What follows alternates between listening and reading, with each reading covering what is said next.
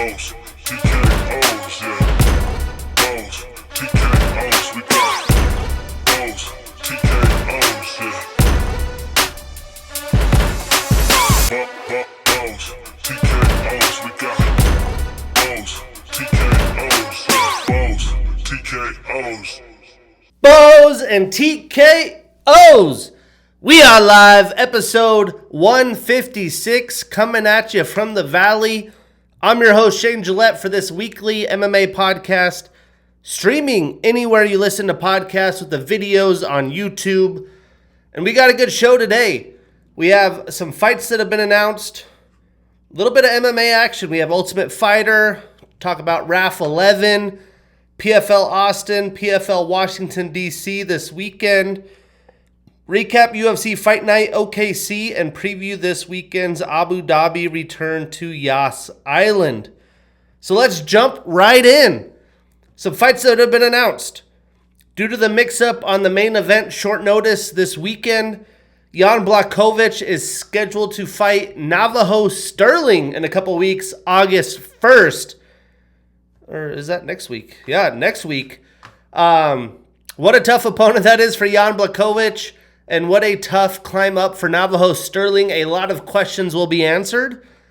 We got Darren Elkins still at it, taking on Yadier Devalle August 8th. We have Ty Miller and Billy Ray Goff August 8th as well. That should be a fun scrap. August 22nd, we get a banger. We got Nasrat Haparis taking on Chris Padilla. I'm excited for that one. September 5th, this will be, I believe, in Paris. We have Morgan Scherer taking on Felipe Lima. And Nathaniel Wood taking on Myron Santos.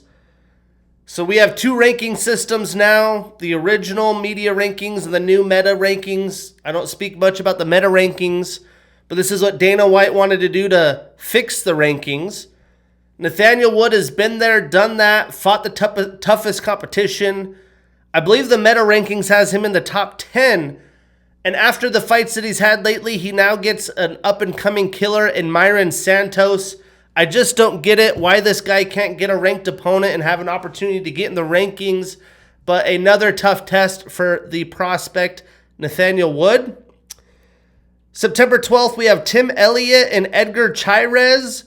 This will be the UFC Noche event here in Arizona. It'll be morning start time, early afternoon main card due to the Ryan Garcia-Conor Benn boxing match that is also happening under the Zuffa umbrella that Dana White is promoting. And then we get Kelvin Gastelum taking on Yusri Belgori. What a tough hometown fight for Kevin Gastelum. They still don't have the main event scheduled. I mean, we're only a couple weeks out. You'd think that would be booked any minute. I've seen some rumors of Yair Rodriguez, Jean Silva. I hope that's the case. Maybe there's a long shot we get a random Sean O'Malley fight, and hopefully we get a Tommy McMillan fight on there because my first Arizona local UFC since I've lived here. Really excited for that. We have Ryan Gondra with a quick turnaround fighting Ozzy Diaz for UFC 331. This will be at the X Staples new Crypto.com arena. I hate calling it Crypto.com, but that's a fun one. And then a big bout in women's bantamweight, Norma Dumont and Eileen Perez, September 26th. Other UFC news, Irene Aldana has retired from the UFC. Since she's retired, I'd assume she still has a fight on her contract and she won't be eligible to fight elsewhere unless they buy her out. She'd been fighting at the top of the division. Will be interesting to see what she does. And then the UFC also announcing a return to Edmonton, Canada, October 17th. Big news in the PFL Rizin world. We have champ on champ crime as featherweight champion AJ McKee takes on Razhabali Shaiduliev, the Rizin champion. The winner gets both belts. Cool cross promotion main event. AJ McKee coming off another dominant performance in PFL. And Razhabali, young fighter, has had success in Rizin. would be a huge victory for him and the potential start of a blossoming career. If he wins that, hopefully he eventually comes to the UFC. On Tuesday, we had Ultimate Fighter 7. This was an evenly contested fight in the women's strawweight quarterfinals. Daniel Cormier's Delphine was picking Mackenzie of Team Bisping apart with her boxing early on in this fight. Mackenzie hung in there, though. It seemed like she was borderline knocked out at the end of the round 1. Didn't look like she would survive round 2. She was sitting in the corner in between rounds telling Bisping she felt dizzy. It didn't look good. Well, in round 2, she came out swinging, got a nice double leg takedown, landed some more volume to steal the round to make it a round 3, which Ultimate Fighter, you only get 2 rounds. If it goes 1-1, you get a round 3.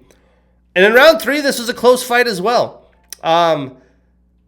Delphine landed more precise and clean shots. I felt like Mackenzie landed some big shots as well, but Delphine, clearly the more crisp striker. She had the slight volume edge to win the fight. Very close fight, first 3-round fight we've seen in a while. So Team DC has 4 wins, Bisping 3. We have a pretty sweet quarterfinal fight, and then after this next week, we will be in the TUF semifinals.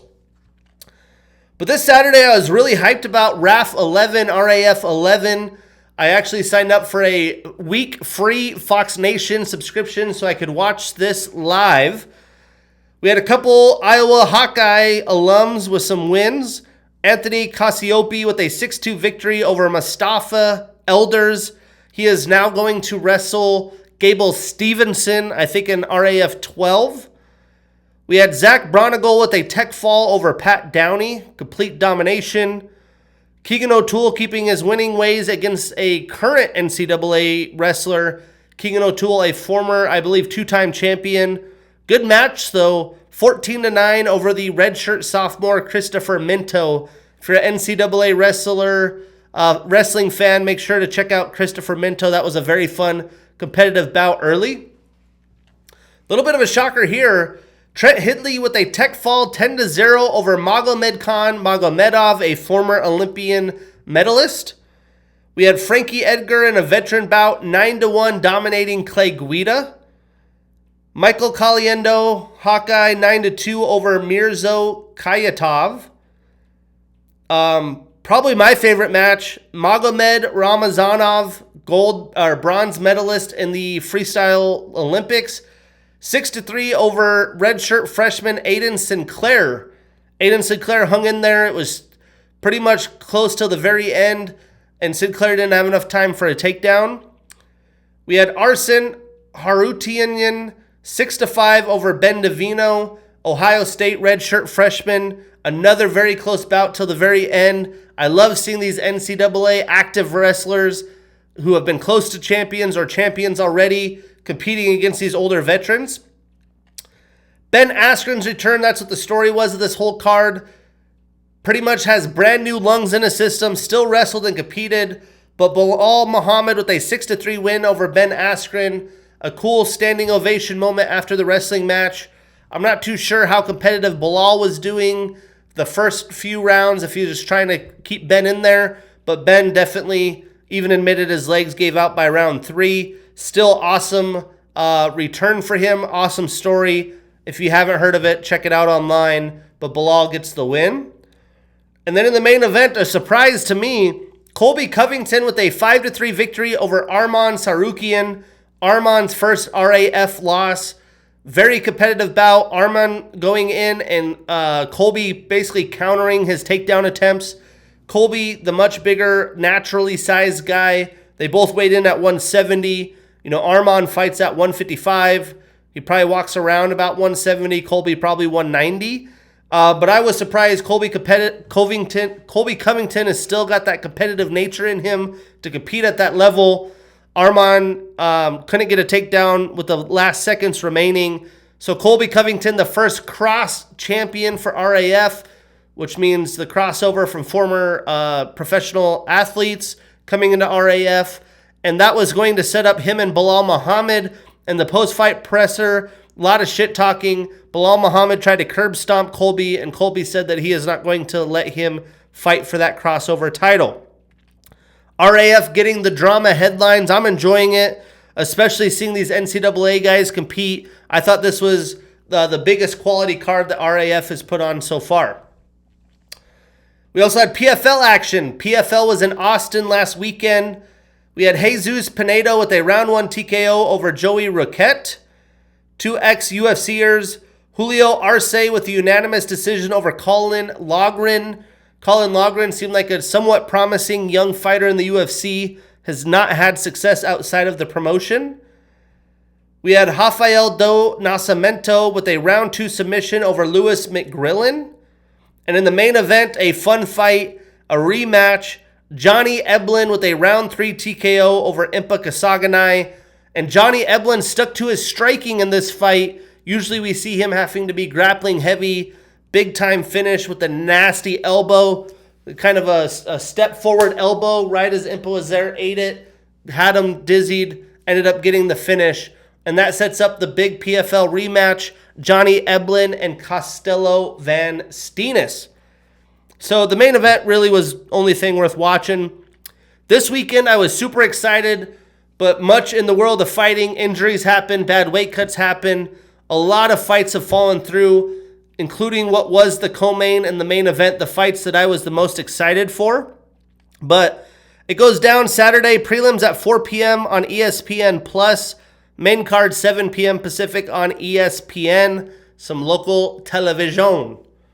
We have former UFCer Tyson Pedro taking on Rafael Xavier. We have undefeated 9-0 Razul Magomedov taking on Sullivan Colley. We have Magomed Umalatov taking on Ernesto Rodriguez. I don't think Umalatov's fighting anymore because of the switch up. Let me just double check here. I think Denis Goltsov was supposed to fight as well. His fight got scrapped because his opponent fell through. Yeah, Umalatov is no longer even on the card anymore because Ernesto got bumped to the main event. So we also have Bryce Meredith getting a short notice opponent, Michael Sear, who is an LFA alum out of the Warrior Camp in Spokanistan, Washington. And then I was super excited for Thad Jean and Shamil Musayev, but Shamil had weight cutting issues, so he pulled out, and Ernesto Rodriguez got bumped to the main event. Ernesto, a young fighter, a tough enough alum. So now there's not very many competitive fights. This card kind of went to shit, but I'm still going to be representing my Wyoming alum stud Bryce Meredith here, who trains out of the MMA lab. But we had UFC Fight Night OKC last weekend. Your boy went 8-1 on the picks. I did miss the main event. I thought we could get a little bit of Kamaru Usman love at the end of his career. Boy, was I wrong. But overall, my pick'ems record, 952 wins, 461 losses, 14 no contests or draws. On the year, we're hot. Almost 100 more wins. 172 wins, 71 losses, 3 no contests and draws. To recap this card, the whole card was solid overall, but I wouldn't say it was great. The crowd they showed out. They were loud, they were fun, they were there early. It was fun seeing a lot of the Oklahoma Sooners players there. I'm a Sooners fan, horns down, baby. But for me, it was all about the Tommy Gunn show. That fight was absolute insanity. The volume Tommy pulled off without gassing out, phenomenal. But a lot of lopsided fights. I am recapping it a 5 out of 10. I think I previewed it a 6 out of 10. Some good fights we did not break down. We had Diane Barbosa with a round 1 submission via rear naked choke over Anna Melisano. Dominant performance by Barbosa, no surprise. We had RJ Harris with a round 1 TKO over Alvin Hines. Red Hawk, an MMA Lab alum, making his UFC debut on 4 days' notice. His opponent as well.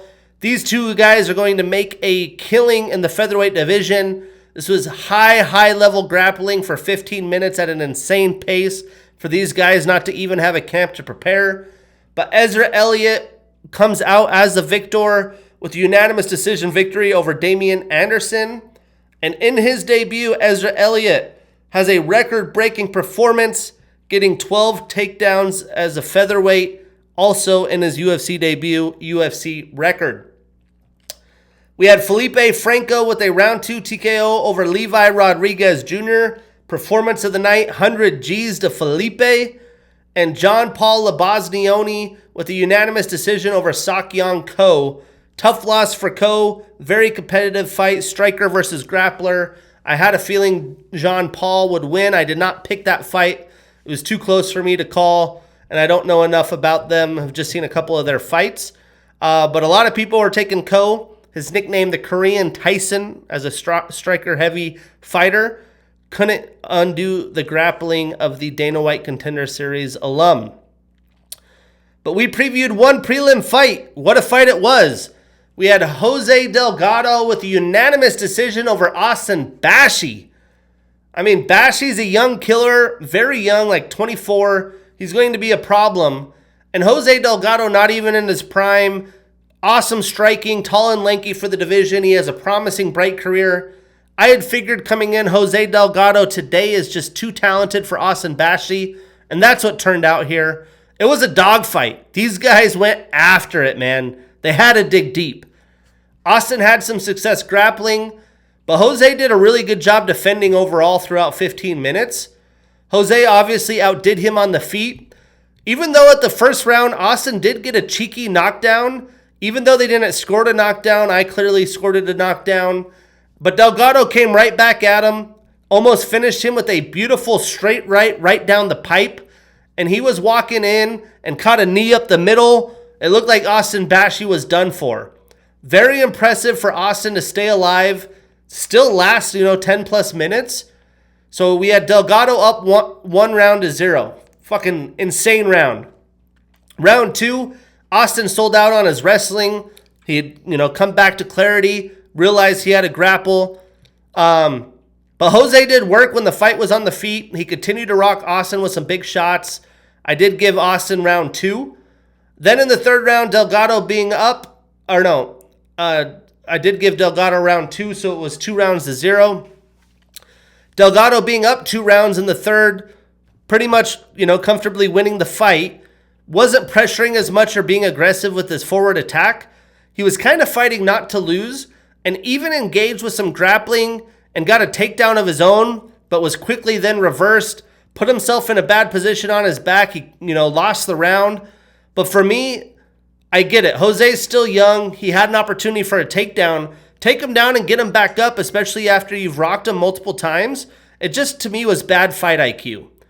Austin is such an explosive and confident athlete. I think he's going to be a problem in the future. But for the most part, he hung in there with Delgado, and that's a big deal. With the size that Delgado is, obviously Austin's going to rely on his grappling. He has to find ways to improve his striking, add more maybe calf kicks into his arsenal. But awesome fight, awesome display. Both men stalker on the upcut. Statistically, Austin landed 54 total strikes, 32 of them significant. He only got 3 takedowns and 14 attempts. So again, Delgado was prepared for that. He had a submission attempt, a reversal, and 3 minutes and 10 seconds of control time.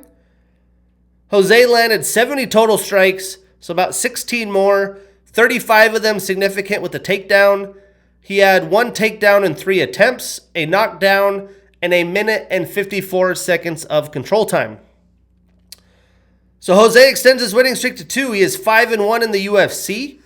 And Austin starts a new losing streak. He moves to 2-2 in the UFC. So what's next for these two studs? I would love to see Jose fight in the top rankings. And a veteran striker like Patricio Pitbull would be fantastic. That'd be a fun fight. And for Austin, how about Alberto Montez? That would be another fun scrap. Moving into the main card and the fight of the night, in my opinion, we had Tommy McMillan with a round 3 TKO over Alberto Montez. Performance of the night, 100 G's to the Tommy gun. And if you didn't catch this fight, you need to watch it back. What transpired? It's actually pretty fantastic to think about. Tommy went 15 minutes, dead ass every second of the fight, throwing a 1-2 over and over, looking to clinch and throw knees up the middle, and he never exhausted himself. I don't know how many men in the featherweight division or in the whole UFC roster can have that kind of output, but I think Tommy, the way he does it, he throws about 60 to 70% power in all of his strikes. It allows him to do that. He's not selling out with big shots right out the gate. He likes to pull his opponents into deep water and just outdo them and outdog them. And that's why he's going to be a star in the UFC. And I don't know if it was all the shit talking or if this was the plans to, just fight like a fucking brawler every single fight. But he just overwhelmed Alberto here. He bullied him. He wasn't afraid of what Alberto would throw back and just smothered him, man. Alberto wasn't able to come forward, didn't even look for takedowns. He has great jiu-jitsu, not amazing offensive wrestling, but there was no takedowns to be had. He probably should have sold out on some. Credit Alberto, though. He did have a couple big counter hooks. He landed a knee up the middle. There's an image of Tommy's chin like rolling over the knee. It's pretty fucking insane, and Tommy ate it like a champ. But that's part of his game. He's durable. His cardio is next level. But Tommy dominated this fight. He tripled the output of Montez every single round. He was circling around the cage, Montez was, trying to cover up, and was literally just trying to survive. Tommy had Alberto rocked many times, in bad positions a few times, but by round 3, Alberto was basically beaten so bad, without fighting back, the official probably could have called the fight about a minute earlier, but Alberto, was showcasing his toughness. His pride was in the way. He wouldn't quit on himself, but he was shredded for 15 minutes. And as the fight wore on, Tommy continued to land body strike after body strike, and he really targeted the liver the final round, and that was the undoing of Alberto Montez. So yes, people want to talk shit about Tommy. He's crazy, he's wild, he doesn't have defense, he's going to get caught. But he does fight smart. He doesn't just headhunt. He attacks the body. A lot of guys only headhunt. They can't get a guy out there. Sometimes they get caught back in the fire strikes. But Tommy was selling the UFC fan base all week. He did great with the media, intense face-offs, talking shit. He even got in Alberto's face during the fighter announcements. And he's claiming that he is the third Diaz brother. I absolutely love it. Hopefully he can connect with the Diaz brothers because that's the fighting style he has. And Tommy's on a rocket ship right now. If he does turn around and get a fight on the UFC Noche card here in a couple weeks, which I'm hoping he does, the UFC should give him a pretty big name and an opportunity to get another win and be a bona fide superstar. He trains with Sean O'Malley. He looks like the dark angel of Sean O'Malley. A little bit different fighting styles, both striker heavy. But Tommy does have a wrestling base, really good wrestling if he needs. And, Ezra Elliott, who just had the record, they both train out of Red Hawk, both came over from the Tim and Sean O'Malley podcast, the Timbo Sugar Show, and wanted to change their lives. That gym has a lot of cool stuff going. I've lived here a couple of years. I used to live up north by their gym and would talk with the guys. And it's cool seeing all their dreams come to fruition on the biggest stage in the world in MMA. But, hey, Tommy, he made it happen. Although he had Alberto fighting off his back the entire time, Tommy just fucking dug deep and made it happen. His cardio can hang. He has more dog than his opponents, and I'm sure he will improve his strategy and in striking defense as time goes on. Once he fights higher level competition, I don't think he'll completely fight like this. But he's a fan favorite, and he broke Nate Diaz's record for most significant strikes landed in any 3-round fight in the UFC history. What a day, Tommy Gun McMillan. And look at the stats. Insanity. Tommy landed 255 total strikes, 252 significant, 2 knockdowns, and 57 seconds of control time. Alberto landed 56 total and significant strikes. So again, he quadrupled the output. Insanity, man. So Tommy's still undefeated, extends that winning streak to 11, 3-0 in the UFC. And Alberto ends his 4-fight winning streak. He starts a new losing streak. He is 2-1 in the UFC. So what's next? Well, Tommy wants to fight a Mexican for UFC Noche. He resides and trains here. He's lived here for quite a few years. I don't think that's going to be quite the case, though.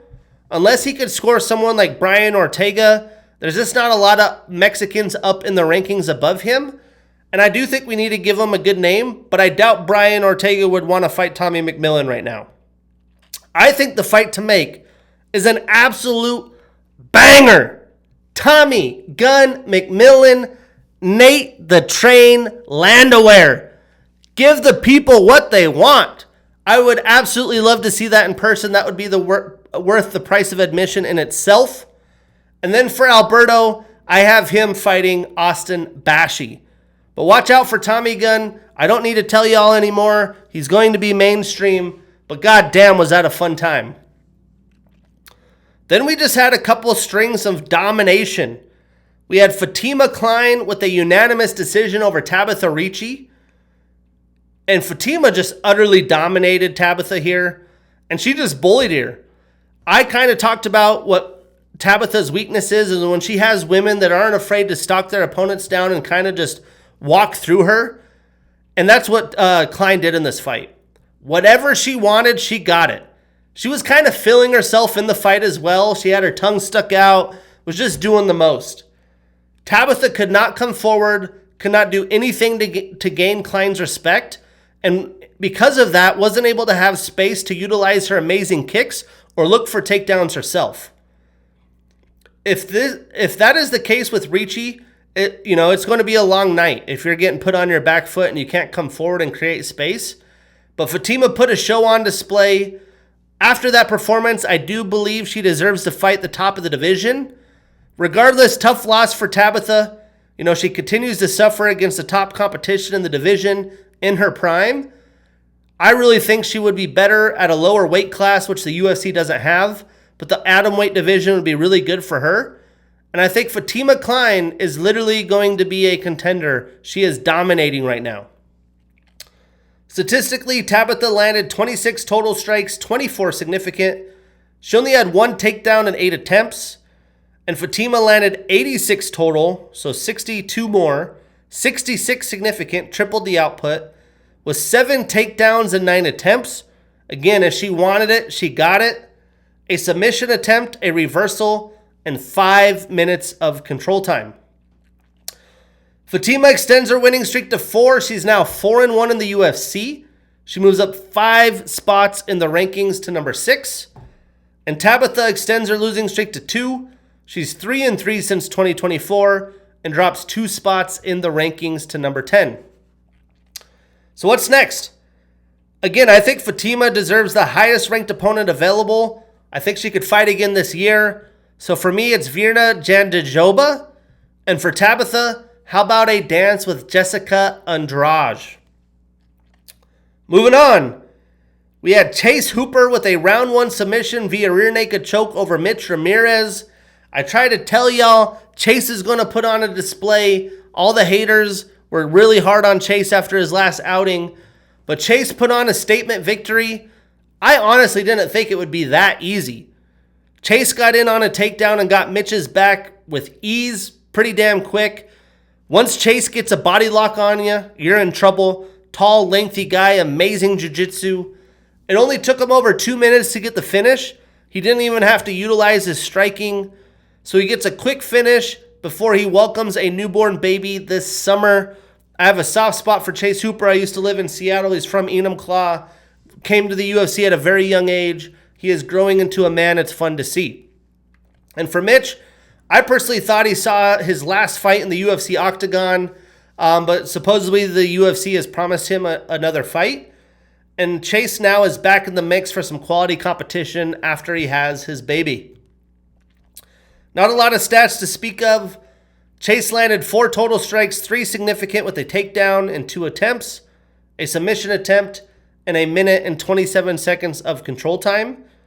And Mitch only landed 3 total strikes, 1 significant. So Chase ends his 2-fight losing streak, starts a new winning streak. He's 4-2 since 2024. And Mitch extends his losing streak to 3. He is 0-3 in the UFC. So what's next? I like the idea of Chase and Jared Gordon squaring off. And I guess if the UFC is giving Mitch another chance, maybe somebody like Trey Ogden or Charlie Campbell. Then in the co-main event, we had Christian Leroy Duncan with a unanimous decision over Jared Cannonier. Now this was another great fight with a great performance by the winner, but CLD did have some brain farts with some low IQ moments. I think if he changed up, maybe he could have got a finish in the fight. Regardless, Jared's game plan was clearly and smartly to try not to stand in space and trade with CLD. He wanted to close distance, get CLD up against the cage, wear on him, and try to get takedowns and smash him. But much like Jared's recent performances, he wasn't able to do a lot once he got takedowns. Not much damage. CLD, being tall and lanky, was able to get up. He wasn't held down. Jared's best success was pinning CLD up against the cage and just kind of leaning on him. But CLD was hopping around the cage, big, long, straight strikes, some fun, crazy spinning techniques that he likes to mix in. And he landed some big shots that the Killer Gorilla just ate. Very impressive at 42 years old. But CLD obviously had some respect for Jared and his power. I feel like a couple times he landed some shots that wobbled Jared and he didn't follow him up. I think CLD could have been a little bit more aggressive and could have got the finish, but more octagon time and experience. He knows he has high-level skills, very unique set of skills, and he's high level, so I expect that to come. I just didn't like that he tried to engage in the grappling after dominating the fight, keep the fight standing, go to work. It looked a little Jose Delgado-esque in some moments, but he did win each round. Statistically, Jared only landed 36 strikes, 15 significant. He did get 5 takedowns in 8 attempts and 6 minutes and 12 seconds of control time. A lot of that pinning CLD up against the cage. And CLD landed 94 total, so quite a bit more, with 68 significant strikes, so 53 more. He had 1 takedown in 3 attempts, a reversal, and 2 minutes and 16 seconds of control time. So CLD extends that winning streak to 5. He's 6-1 since 2024. He moves up 2 spots to number 10. And Jared extends his losing streak to 2. He's 1-4 since 2024 and drops 2 spots to number 12. What's next? Well, I think there is a fight we all deserve to see because it would be box office. That's CLD and Israel Adesanya. I mean, my God, that would be a stylistic showcase. See what Izzy has at the new gym against a CLD level striker. We got to make that happen. And for Jared, he's older. He's been through it. It doesn't seem like he's ready to retire. So I'm going to go with Abus Magomedov. Moving into the main event, we had Dricus du Plessis with a unanimous decision over Kamaru Usman. Fight of the night, 100 G's. Now, we knew coming in, Kamaru's moved up weight classes. DDP was going to be the much bigger fighter than Kamaru. I didn't expect Kamaru to look so slow and stiff. I feel like he looks slower and stiffer than he has in his entire career. And because of that, he didn't have much success closing distance. He wasn't able to get close enough to go for takedowns. He would be at space and kind of dip down and try to grab a leg, and DDP would make him pay for it. For majority of the fight, DDP was moving forward and throwing combos. Once he got into the southpaw stance, he was throwing those high left kicks at a high clip. Had Usman wobbled from him multiple times, had him rocked, beaten down a little bit. Even when Usman would check him and block him, the power would still hit him pretty good and have him wobbled. And that's the kick that Leon Edwards landed on him. I'm surprised he didn't have better defense prepared for that. But the fact that Usman was able to even survive the first round, credit to him, especially after the first 10 minutes. But after the fight, DDP said he wanted to show he could be calm and measured for a fight. I think he was kind of in that zone a little bit too much.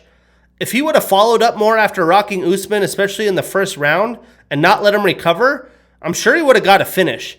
Because when he would land a high kick, Usman would kind of like leg buckle and like kind of act like he's there. If he would have just went down, taken him down and smashed him, or thrown like a couple more strikes or another follow-up leg high kick, I think he could have got the finish. He was too chill in those situations. I mean, you don't have to go all out and go berserk, but keep the offense in his face. But once DDP started tiring, after pretty much beating up Usman, who has clearly an iron chin still, Kamaru started coming on. He was landing a straight right, that power cross that he has. He finally got a takedown, even though they didn't score it. But DDP got back up, which was a bad sign for the rest of the fight for Usman. And Usman, I honestly think, was knocked out in this fight a few times. After the fight, he said he was shocked that the judges scored it 50-45. But honestly, it was a true ass whooping by DDP. I don't think he really knows what transpired through 25 minutes. But this is a very good and skilled DDP in the middle of his prime. I just didn't think Kamaru looked as good as he has lately. And for me, it's mostly about his movement. If he continues to fight at middleweight, I don't think it's going to work well for him. I think he should go down to welterweight. That's my opinion. But Kamaru isn't washed. I mean, he hung in there. He was competitive against world-class competition. I just don't think he should be fighting at the top of the middleweight division. At this point, he's going to rely on getting takedowns. He just doesn't have enough movement to keep the fight standing, especially with how bad his defense was, the lack of movement he has to escape damage. I don't think the middleweight division's right for him. But Kamaru hasn't been very active, like 2 fights in 3 years, was looking stiff, but his cardio still held up. DDP was getting tired. He had a fighter's chance in championship rounds, but he was just outskilled and outclassed here. Statistically, Dricus landed 139 total strikes, 136 of them significant. I mean, when he was landing, they were landing pretty tough. He was 0 for 2 in takedowns. And Kamaru landed 99 total, so like 42 less, 92 significant, and he was 0 for 7 in takedowns, although I did score him with 1. So Dricus starts a new winning streak. He's 4-1 since 2024. And Kamaru starts a new losing streak. He is 1-3 since 2023. So what's next? I honestly think Sean Strickland's going to fight Nasruddin Imavov next. Hopefully that's announced like as soon as possible. And I do think Khamzat's going to move up because of that. So I think DDP and Brendan Allen's the fight to make for the top contender. And for Kamaru, I mean, who knows if he fights again. For the sake of having fun with matchmaking, I'm going to say he does go down to welterweight and fights Jack Della Maddalena. Solid night. The fans enjoyed it. I think the Tommy McMillan fight saved the night personally. And let's hope for better this weekend, although I'm not super confident. We have early morning overseas action in Yas Island, Abu Dhabi. Prelims at 6 a.m. Pacific. Main card 9 a.m. all on Paramount Plus. Wake up, get your Irish coffee, get your breakfast, and have a day. Previewing this card, it's taken a lot of hits. I mean, the main event hit really takes the juice out of it for me. The prelims and the main card are pretty meh. Honestly, it's kind of a skippable card, but it's in the morning, so you don't have to miss your Saturday evening plans. You could wake up and at least watch the main card, but I'm previewing this a 4 out of 10. Some good fights we will not break down. We have Cody Gibson and Abdul Hussein, who is a UAE Warriors alum. We have Dustin Jacoby with another debuter and UAE Warriors alum, Muhammad Saeed, 9-0 fighter, both short notice fights. And we are going to preview 3 prelim fights. In the prelims, we get Mike Beast Boy Davis, 32 years old with a 12-3 record, taking on Nurulu the Tajik Eagle Aliyev, 26 years old with an undefeated 11-0 record.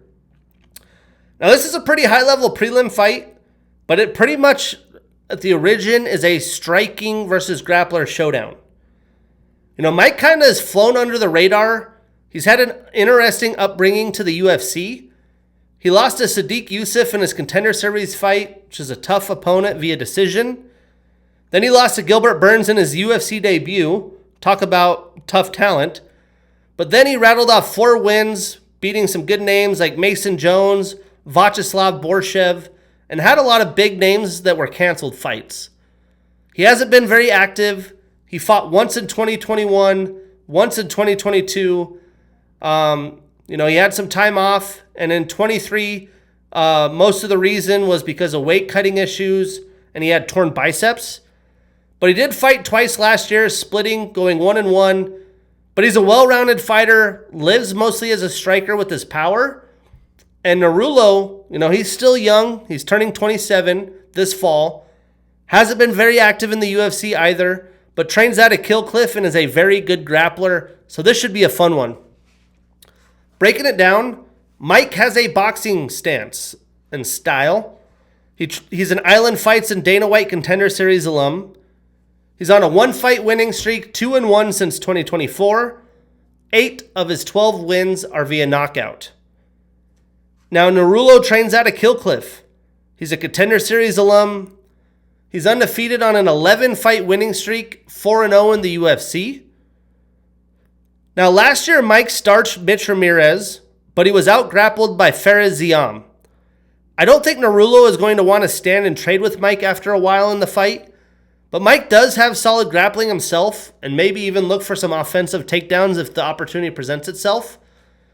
But if Narulo could get the fight to go later, second half of round 2, round 3, I do think it will favor him more because this is going to be his toughest test and biggest learning lesson for him, whether he wins or loses. But Mike, he's a heavy-handed striker, and if he can tire Mike out early, he will have a fighter's chance. Now, Mike here also really needs a win. He's 32 in the middle of his prime. You can't have a loss with a lot of time off. 1-1 last year if you want to fight the top of the lightweight division. So there's a lot on the line for both men. I think it's an evenly contested bout. But I'm taking the underdog. The dog's coming to eat. I'm taking Mike Davis, but I'm avoiding this on any parlays. This really is a 50-50 shot. Moving on, we have Sam the Future Patterson. 30 years old with a 14-3-1 record, taking on Santiago the Argentine Dagger Ponzinibbio. 39 years old with a 31-9 record. Now this is really a veteran, kind of on his last leg in the UFC, potentially could be his last fight, versus a man who's just now hitting his prime and looking to finally put his game together. I honestly thought Sam hasn't looked great, especially in his last fight against MVP. He didn't take a lot of chances and didn't look like he wanted to fight. Santiago is going to be down to fight. He's going to make it a brawl and throw big shots, but he's going to be much slower of a striker than Sam. Breaking this down, Sam is a Brave and Contender Series alum. He's on a 1-fight losing streak, 4-1 since 2024. 7 of his 14 wins are via submission, 6 via knockout. So 13 of his 14 wins have come via finish. It's very nice. But 2 of his 3 losses are via knockout. But he does have some reach. He's going to have a 5-inch reach advantage and a 2.5-inch leg reach advantage. Now, Santiago trains out of American Top Team. He has a black belt in BJJ. He's on a 1-fight losing streak, 1-2 since 2024. 17 of his 30 wins are via knockout. 5 of his 9 losses are also via knockout. So this fight's probably going to be measured at first, but then I'd expect Sam to be trying to fight at distance, and Santiago is going to try to get in close and push him around, kind of like Jared Cannonier did. Dirty box, put him in the clinch. But Sam is going to be looking for takedown opportunities as well. I expect this to be a bit of a back and forth fight early, but Sam clearly is obviously younger. I think he's more durable and quicker. And Ponzinibbio has been in a lot of wars, and I think it's catching up to him. For that reason, I'm taking Sam Patterson. We are putting him on that parlay. We marking that ish down, and we getting that bread. There's a lot of lopsided favorites in this card, not a lot of good money spots. You're going to have to bet like this under a round and a half or Sam Patterson finish. Moving on, still in the prelims, we have Walter, the Clean Monster Walker. 28 years old with a 15-1 record and the number 13 next to his name. Taking on Thomas the Train Peterson, 31 years old with an 11-4 record. Now this is a fun heavyweight showdown. We get two well-rounded fighters who are solid, but not great. Unless you consider Walker's heel hook submission game, it's pretty great. You know, Thomas has had a win, then a loss, back to back for quite some time since he signed with the UFC. But I do think he has improved.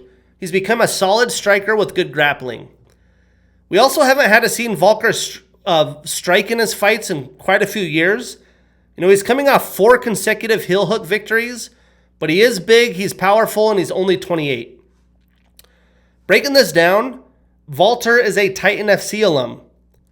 He's coming off back-to-back performance of the Knights. He's showing up. He's showing out with that heel hook game. Crazy heel hooks in heavyweight. He's tied with Rousimar Palhares for most heel hook finishes in the UFC with 4. He has the most consecutive heel hook finishes in the UFC with 4. He's tied with Charles Oliveira and Brendan Allen for third longest submission streak in UFC history with 4. He's on a 4-fight winning streak, 4-1 since 2024. 6 of his 15 wins are via knockout, 5 via submission. So 11 of his 15 wins are via finish. And he has a 4.5-inch reach and a 4-inch leg reach advantage. Now, Thomas has a wrestling style. He's an LFA and Contender Series alum. He's on a 1-fight winning streak, 3-3 since 2024. 7 of his 11 wins are via knockout. 3 of his 4 losses are also via knockout. Life in the heavyweight division: to knock out or be knocked out. Now, Thomas has mostly fought to decisions in his UFC tenure, and he doesn't have a win by finish.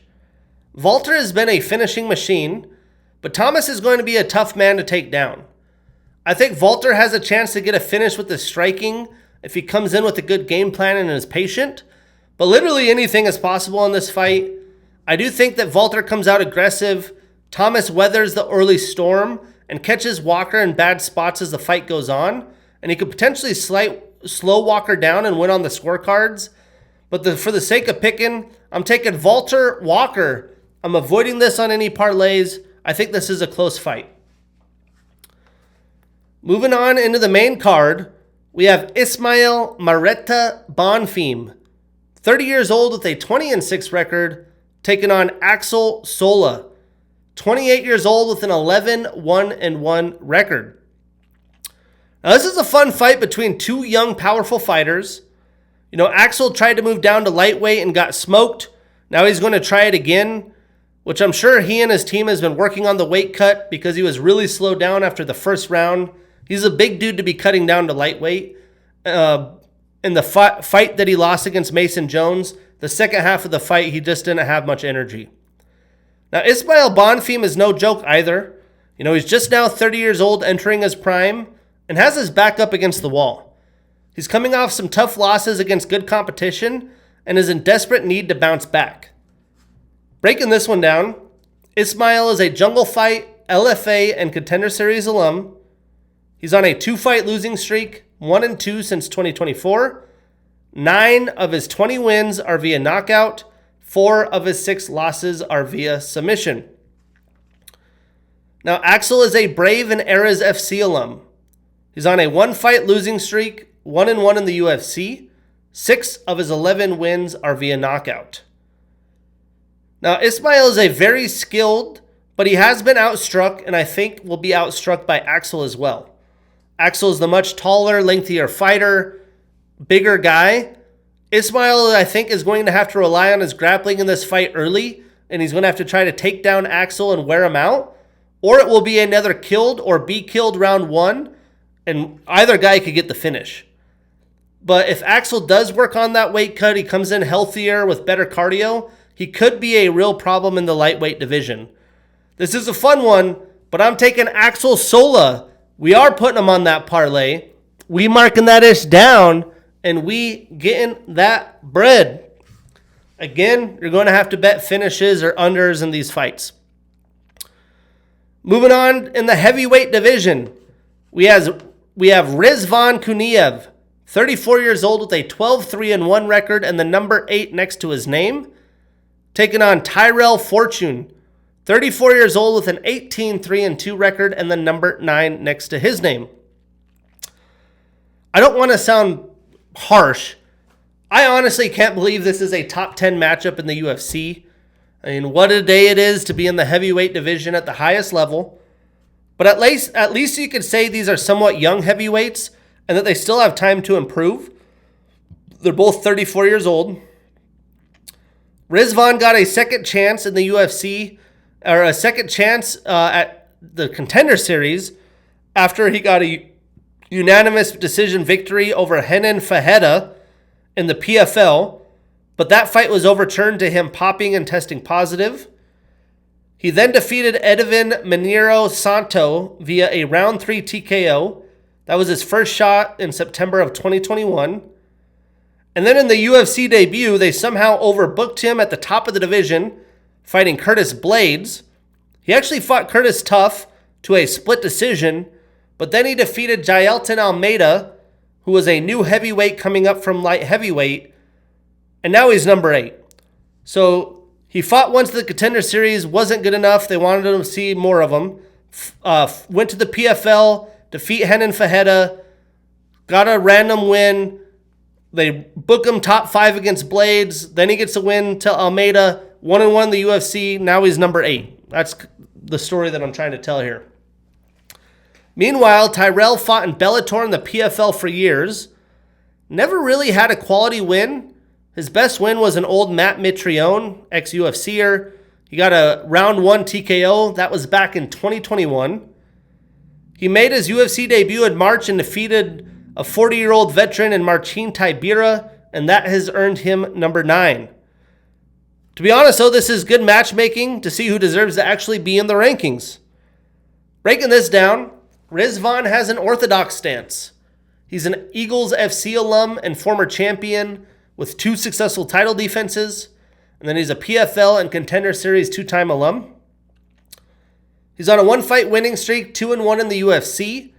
6 of his 13 wins are via knockout. Now, Tyrell is a Bellator, PFL, and RUF alum. He's on a 4-fight winning streak, 1-0 in the UFC. 11 of his 18 wins are via knockout. So both of these men, new to the UFC, fought early this year. Rizvan was able to defend Jailton's takedown attempts, lean on him up against the cage, pretty much weight bully him and dirty box him. That's what he tried to do in the Blades fight as well. But that is what Rizvan's going to look to do in this fight. He's younger, a little bit bigger than Fortune. And Tyrell is coming off a victory against Tybura where he out-grappled the veteran. That caught me by shock a little bit. Stole a decision on a short notice bout. You know, he's not going to have that luxury this fight. He's going to have to try and box Rizvan and catch him as he closes distance. But Rizvan has never been finished. So I expect a non-typical heavyweight decision bout here with Rizvan getting the edge with his takedown defense. So I am taking Rizvan Kuniev, but I'm avoiding this on any parlays. Either guy could knock each other out. Either guy could win via decision. It's just wild to me this is top 10 in the UFC. Moving on. We have Islam the Ripper Dulatov, 27 years old with a 12-1 record, taking on Wellington the Prodigy Turman, 29 years old with an 18-8 record. So we're getting kind of a... Islam's crazy. He's a violent fighter. He's a GQ model. You know, he's new to the UFC, looking to stack up some highlights, but he's taken on a fighter who's been out of the UFC for 2.5 years and hasn't won since February of 2022. If he doesn't win here, I don't think his nickname should be the Prodigy. But hey, you know, he's 29. He's just now hitting his prime. Wellington trains in a good gym in Teixeira MMA. He's got Glover and Powhatan. But honestly, I'm surprised he's getting a chance in the UFC again. Islam should have a big striking advantage with his length, size, and power here. But Wellington's going to have to try to make this fight ugly if he has a chance. Hopefully with the time off, he's really added to his game and reinvented himself, and he shows out. But breaking it down, Islam is a blue belt in BJJ. 2 of his last 3 fights have been performance of the night. He's showing up. He's showing out. He's on a 12-fight winning streak, 2-0 in the UFC. 8 of his 12 wins are via knockout, and he has a 3-inch reach advantage. Now, Wellington trains out of Teixeira MMA. He has a black belt in BJJ. He's a Brave alum. He's on a 3-fight losing streak, 3-6 in the UFC. 8 of his 18 wins are via submission. Now, I think Wellington's just going to have to gain the respect of the young Dulatov, because I think Dulatov's going to come right at him and make Turman prove that he can hang on the feet or take him down. This has a lot of Fatima Climb, Tabitha Ricci vibes. And if that doesn't happen, I think we're going to have a dominant situation by Dulatov. We could even get an early finish. For that reason, I'm taking Islam Dulatov. We are putting him on that parlay. We marking that ish down, and we getting that bread. Before we say it's on the parlay, let's look at his odds. He might be too big of a favorite. Let's see. Minus 809, minus 950, minus 1,000. So I'm not even parlaying them. You got to do finish or under. Then in the co-main, this is a fun one. We get Steve Astro Boy Ursig, 30 years old with a 14-4 record and the number 10 next to his name, taking on Ramazan Tamerlan Tamirov, 29 years old with a 19-3 record. Now, Ramazan hasn't fought in a year because he was suspended for popping and testing positive for trimetazidine. But somehow he got that suspension reduced because he had medical use for it for some reason. Regardless, he is an explosive, hard-hitting flyweight, and it'll be a fun stylistic matchup against the savvy Astro Boy, who is a very well-rounded fighter. Both of these men are in their primes at 30 and 29, and there's a lot on the line here as ranked opponents, and they could make a run with a statement victory. Breaking this down, Steve is on a 2-fight winning streak. He is 3-3 since 2024. 6 of his 14 wins are via submission, and he has a 5-inch reach advantage. Now, Ramazan is an Octagon and Ryzen alum. He's on an 11-fight winning streak, 2-0 in the UFC. 11 of his 19 wins are via knockout. Now, the odds have this as a pick'em fight, pretty much even, and I think that's spot on. Anything is possible in this fight. Steve has been thrown into the deep once he signed with the UFC. I felt like fighting such high-level competition, he kind of lost some of his confidence. But he looked really good against the veteran Tim Elliott just a few months ago. I think Ramazan's a tougher test because he is so quick and explosive. I do think Ramazan's going to have the power and athletic advantage over Steve. But Steve is the taller fighter. He has good IQ. He's got some good experience, and I do think he has the technique advantage. I think this is going to be a wild, chaotic fight that goes everywhere. I think it's a very close decision. I think Steve's just going to find a way to control distance, slow the fight down. It's going to be a big ask here, and he's going to have to defend takedowns. I just have a feeling Steve steals some rounds, defending those takedowns and using his size advantage to stay at range and outpoint Tamirov. For that reason, I'm taking Steve Astro Boy Ursig, but I'm avoiding this on any parlays. Again, it's a pick'em fight. Then the main event. Man, I really wanted Ankalaev and Khalil Roundtree Jr. But we get Magomed Big Ankalaev, 34 years old with a 21-12-1 record and the number 1 next to his name, taking on Bogdan Hitman Guskov, 33 years old with an 18-3 record and the number 9 next to his name. So yeah, I'm not excited for this main event. The original main event was awesome.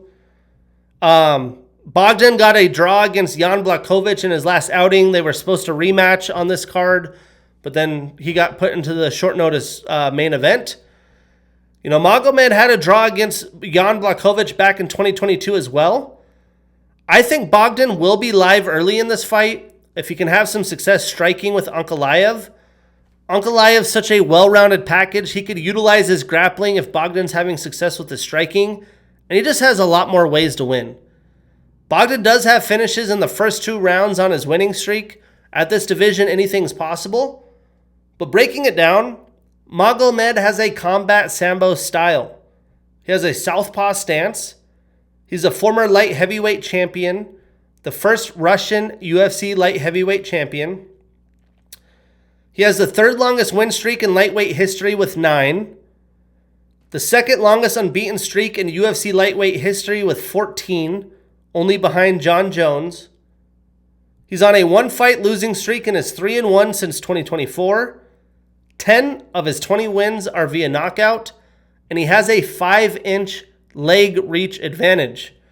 Kind of unusual, not much of a length advantage, I think 1/2 inch, but 5 inches in the legs. He kicks a lot. Now, Bogdan has an orthodox stance. He trains at an ATT with a brown belt in BJJ. He's a Brave alum.